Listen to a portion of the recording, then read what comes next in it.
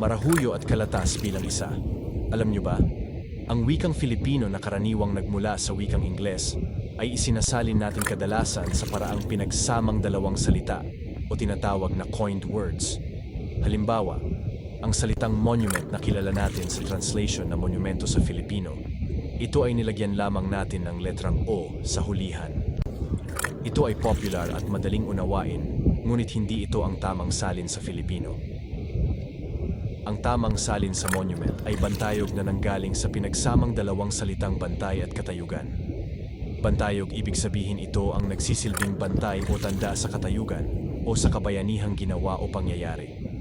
Ang mga bantayog ay tanda sa naganap na isang di malilimutang kabayanihan at kaganapan sa isang lugar, kaya ito nilagyan ng bantayog bilang pagpupugay, tanda at alaala. Muli, palaging isaisip ang aral at isapuso ang halaga hinggil sa hiwaga ng ating wika. Hanggang sa susunod na mga marahuyo at kalatas. Padayon.